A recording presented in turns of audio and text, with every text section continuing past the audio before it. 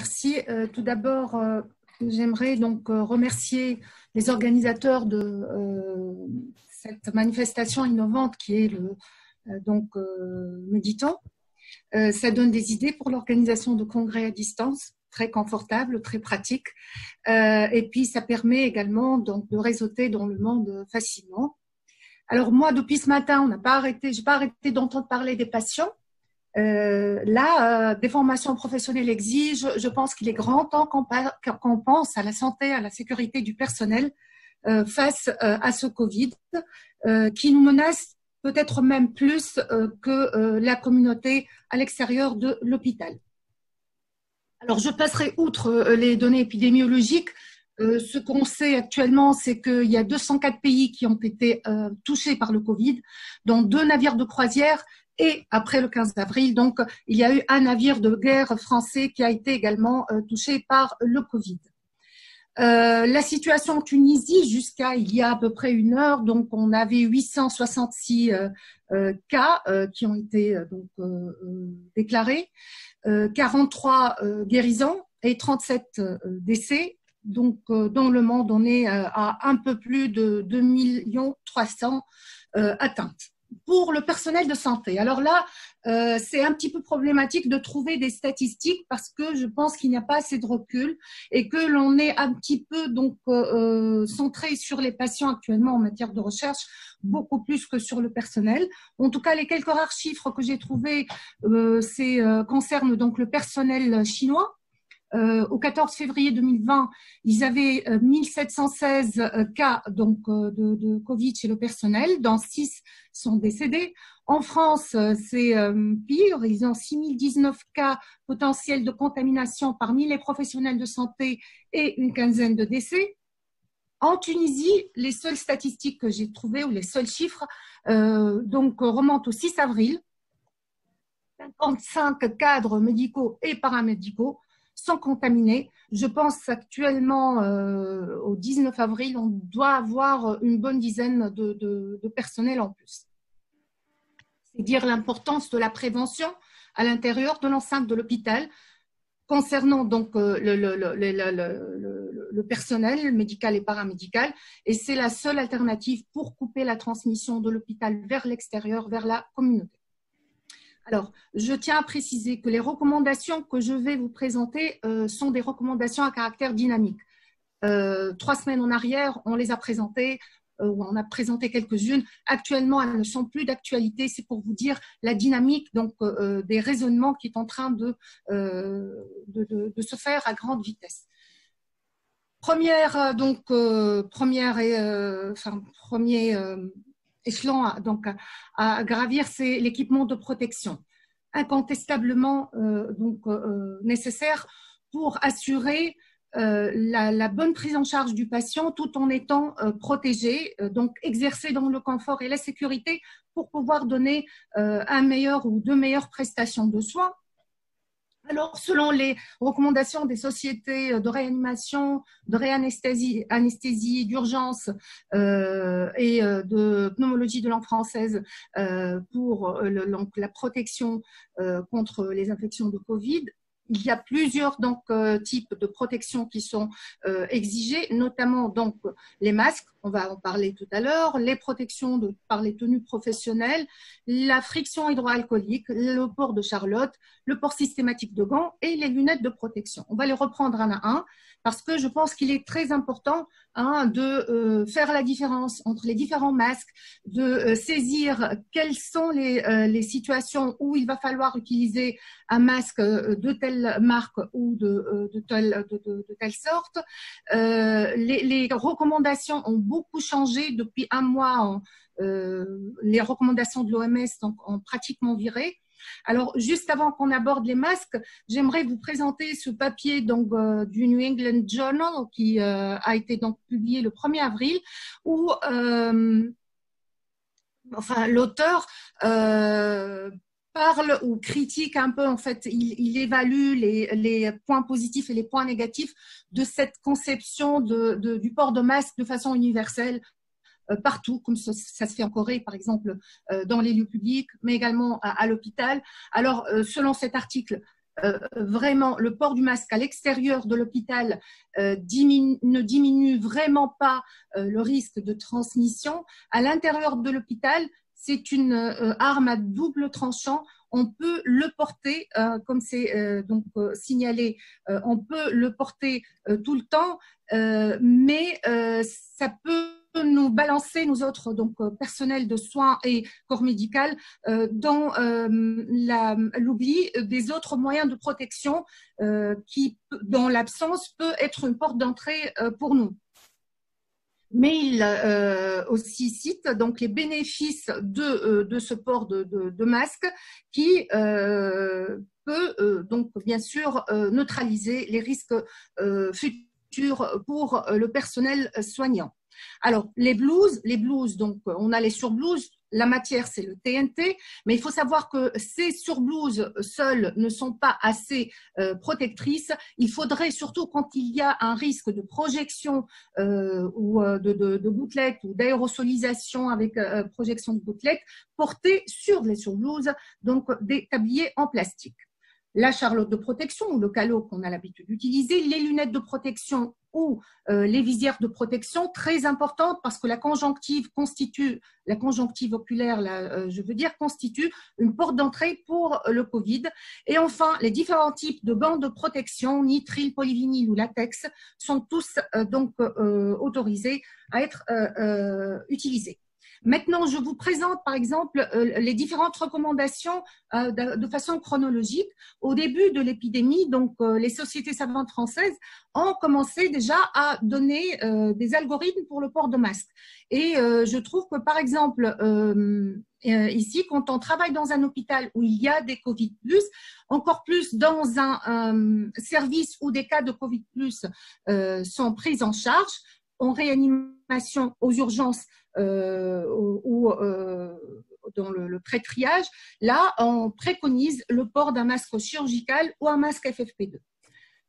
Alors, quand on est dans un service de soins, mais qui n'a pas de patients, qui n'accueille pas de patients Covid+, on recommande le port de masque chirurgical, ainsi que pour toutes les autres circonstances, à savoir quand on travaille comme brancardier, comme chauffeur d'ambulance, etc. Vous allez voir que ces recommandations qui ont émané le 29 mars ont été donc annihilées par d'autres nouvelles recommandations. L'OMS aussi a donné des recommandations concernant les équipements de protection. La dernière ou les dernières remontent au 27 février, il va falloir les réviser. Vous verrez ici que, par exemple, pour le personnel de soins qui donne des soins pour les donc dans des chambres ou d'admission de patients Covid+, on préconise par exemple ici le port de masque Covid et toute l'armada donc de protection, sauf le masque qui est un masque médical. On ne préconise le port du masque FFP2 que l'on voit malheureusement circuler un petit peu partout dans l'hôpital et encore plus même à l'extérieur de l'hôpital, alors que cet FFP2 est une nécessité d'utilisation seulement dans certaines situations d'approche des patients Covid, notamment comme c'est précisé ici dans les manœuvres où il y a un risque d'aérosolisation, lors de l'intubation, surtout de l'extubation, lorsqu'il y a une nébulisation, lorsqu'il y a donc une intervention sur la sphère ORL, il ne faut vraiment pas dilapider les FFP2 partout, dans toutes les situations. Le nettoyage donc des chambre des patients Covid doit se faire également moyennant une très bonne protection pour les ouvriers de nettoyage. Vous remarquerez ici que c'est vrai qu'il préconise le masque chirurgical, mais qu'il faut vraiment être très bien protégé. Et c'est vraiment problématique pour nous de fournir ces équipements pour les ouvriers tout autant que pour les médecins ou les paramédicaux. Alors, si par exemple on va voir donc la consultation, ce qu'il est prévu donc quand on on examine donc les patients qui ont des symptômes respiratoires. Vous voyez que ici, on préconise un masque médical, donc des visières, des gants, etc. Alors là, par exemple ici, on est en train, les nouvelles recommandations, d'indiquer le FFP2, même si on n'est pas dans le circuit de pré-triage ou des urgences. Je vous passe donc beaucoup d'autres diapos pour ne pas faire lourd. Donc le triage, alors vous voyez, ça va vraiment vous attirer après, parce que là, pour les personnels de soins qui travaillent au triage, c'est-à-dire ceux qui font le pré-triage, donc qui sont derrière le plexiglas et qui sont en train de dépister à travers donc le score la gravité de l'atteinte et l'éventualité de l'atteinte Covid ou pas. Eh bien, voyez-vous, l'OMS, elle préconise le maintien d'une distance de 1 mètre, au moins de 1 mètre. Alors, de 1 mètre, on est passé à 2 mètres actuellement, mais regardez, ils disent qu'il n'y a pas d'équipement de protection qui est exigé. Ce n'est plus le cas maintenant. J'irai plus loin, les techniciens de labo qui manipulent les sécrétions respiratoires. On ne préconise pas chez eux le port de masque FFP2, alors que ce n'est plus le cas actuellement. Alors là, je vais aborder le document INEAS, un petit peu plus détaillé que mes collègues de l'INEAS l'ont présenté tout à l'heure. En fait, le document INEAS, revu par le Collège national de médecine de travail, je pense que sa publication va se faire sous peu. Alors là, vous voyez que, par exemple, pour le personnel de soins en zone de tri, il va falloir porter regardez, donc c'est contrairement à ce que l'OMS a préconisé, il va falloir maintenir une distance de 2 mètres, mettre toute la tenue de travail, la charlotte, l'écran barrière et un masque chirurgical, ce qui n'était pas le cas tout à l'heure dans les recommandations de l'OMS. Pour les lieux de transit, etc., ou une activité qui n'implique pas de contact avec un patient suspect, on se cantonnera aux tenues de travail et aux masques chirurgicaux. Je m'arrête aussi aux box de consultation, donc le personnel de soins qui travaille dans les box de dépistage des cas suspects de Covid. Bien sûr, cela va de soi qu'ils auront tout ce qu'il faut comme équipement de protection, donc le masque FFP2, bien sûr, pas le masque chirurgical, la charlotte, la surblouse, la visière, également donc les gants et les surchaussures. Maintenant, le personnel de nettoyage qui nettoie les box dans lesquelles le médecin et l'infirmier ont déjà vu le patient Covid, il doit porter, à noter qu'il intervient entre les consultations, pas en même temps que l'examen, il doit porter également tout ce qui a été cité en sus, mais il s'agira d'un masque chirurgical parce qu'il n'est pas en train donc de nettoyer en présence d'un patient Covid.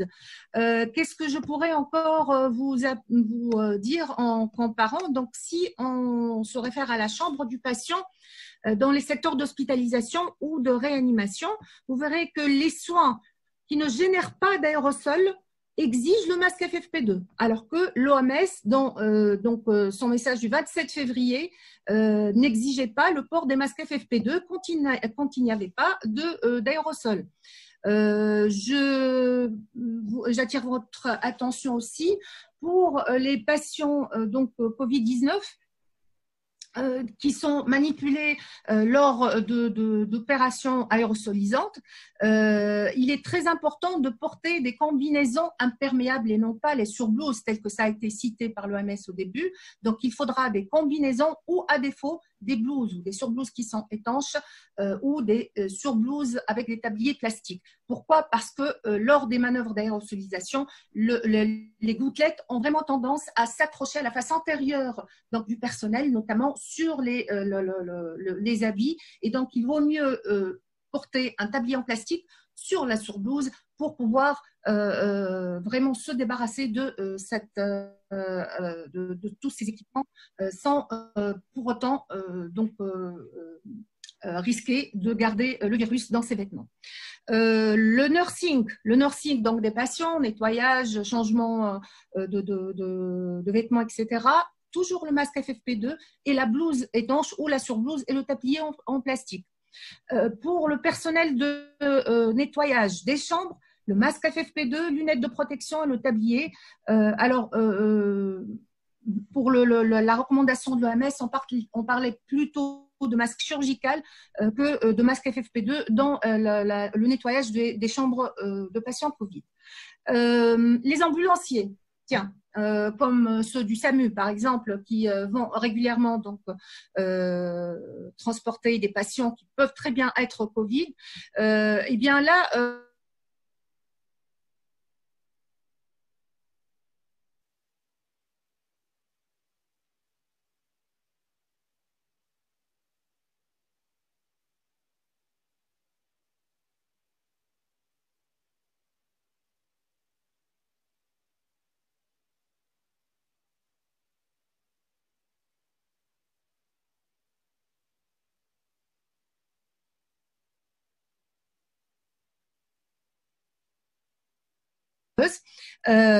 pour ne pas risquer de se recontaminer. Le lavage des mains à l'eau et au savon, c'est extrêmement important de respecter les 7 étapes et puis la friction des mains, les 6 étapes.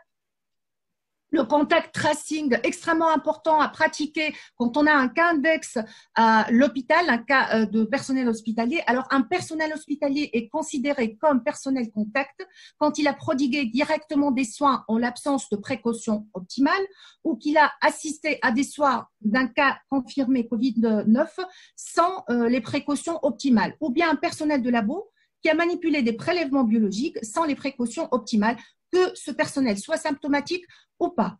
Alors, le 2 avril, nous avons eu droit à donc une circulaire qui a été donc émise par le ministère qui va préciser la conduite à tenir en cas donc d'exposition au Covid chez le personnel.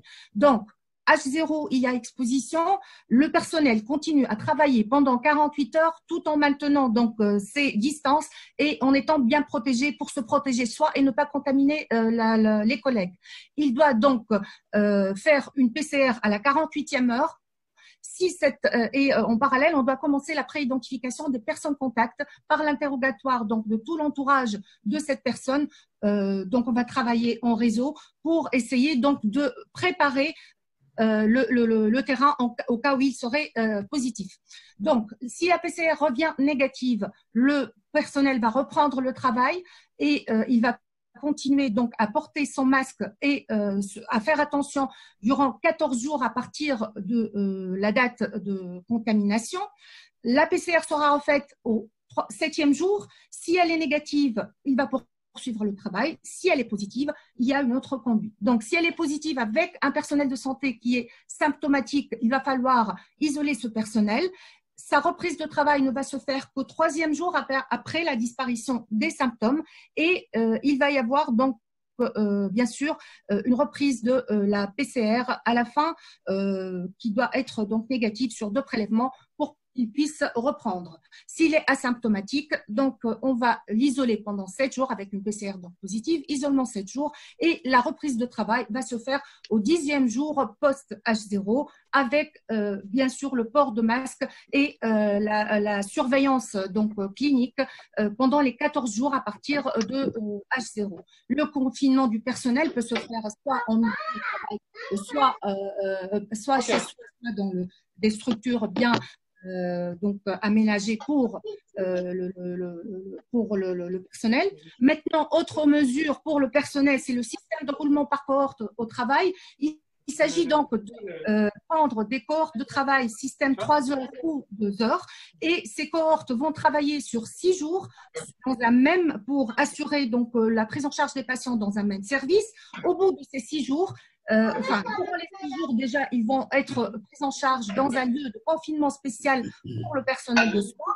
Leur transport est aussi assuré. Au bout de ces 6 jours, ils arrêtent le travail et restent pendant 7 jours confinés dans ce même lieu. Au 7e jour, ils pourront faire une PCR qui va donc soit être négative et ils vont reprendre le travail, soit dans un circuit normal ou circuit Covid. Et si la PCR est positive et que le sujet ou le personnel est symptomatique, là, il va falloir donc continuer le confinement, procéder au contact tracing et il va reprendre le travail après 3 jours de la disparition des symptômes. Sinon, s'il est asymptomatique, l'isolement va se faire pendant 7 jours et poursuite de la surveillance clinique après durant 14 jours. La reprise de travail, dans ce cas-ci, va se faire à J21 du début de la procédure de ce roulement de travail.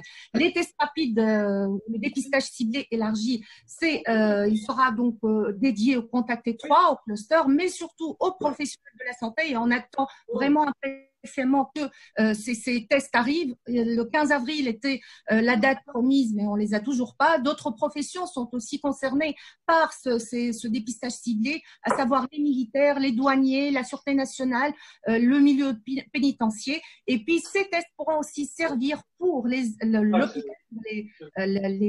interventions urgentes ou bien invasives. On peut les faire automatiquement pour toute personne qui va se faire opérer, par exemple, pour éviter qu'il y ait une intervention sur un Covid alors qu'il est pris pour un extra Covid. Donc, maladie professionnelle, le Covid-19 actuellement est en cours de reconnaissance de maladie professionnelle. Le texte de loi va bientôt passer. Il a déjà été donc préparé.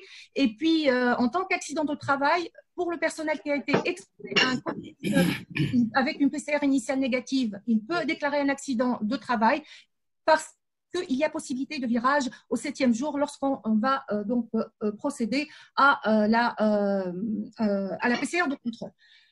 Avant de finir, je tiens à attirer l'attention sur la stigmatisation du personnel, non pas à l'extérieur de l'hôpital, mais dans les murs même de l'hôpital. Quand quelqu'un est tenu de rester travailler après avoir été en contact avec un patient index à l'hôpital, même les salariés, je veux dire les collègues de travail dans l'équipe, se sentent un petit peu. Ils ne savent pas, est-ce qu'il a été en contact, est-ce qu'il risque d'être contaminé, est-ce que nous risquons la même chose.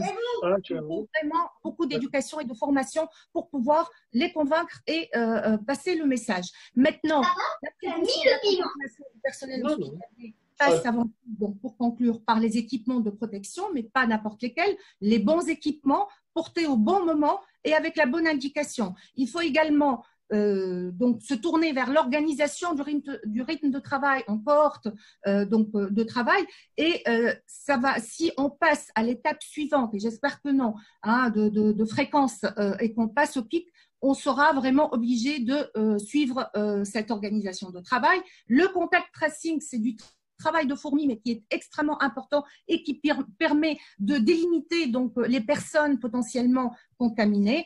Et enfin, le respect du confinement, qui n'est pas du tout facile à faire respecter, même pour le personnel, autant que pour les autres personnes. Donc, équilibre entre sécurité des soins et sécurité des soignants sera vraiment le bon garant d'une prise en charge du Covid-19 pour les patients et aussi la protection du personnel de soins. Je vous remercie.